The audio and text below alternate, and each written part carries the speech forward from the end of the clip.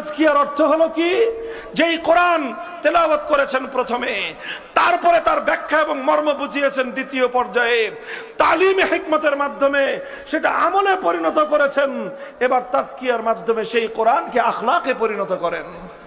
কোরআনী আখলাক তৈরি হওয়া, কোরআনী স্বভাব তৈরি হওয়া, এটার নামই হলো তাজকিয়া। আল্লাহর নবীর 4 দফা কর্মসূচি বোঝা গেল।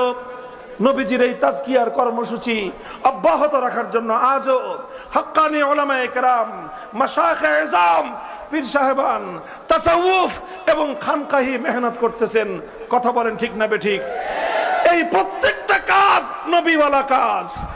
এই প্রত্যেকটা কাজ ইসলামের এক একটা ধাপ, এক একটা শাখাকে সমাজে জীবন্ত করে রাখার পরিশ্রম।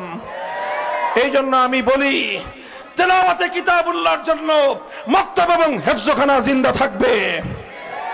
আপনারা আমার কথা যদি সমর্থন করেন তাহলে আপনারা সম্মতি জ্ঞাপন করবেন।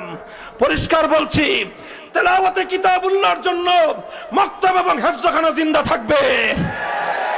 তালিমে কিতাবের জন্য ইসলামী শিক্ষা ব্যবস্থা জিন্দা থাকবে।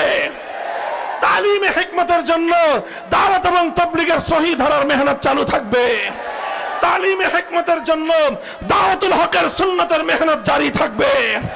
তালিমে হিকমতের জন্য রাজনৈতিক অঙ্গনে ইসলামী রাজনীতি, কোরআন সুন্নাহর রাজনীতিও চলবে।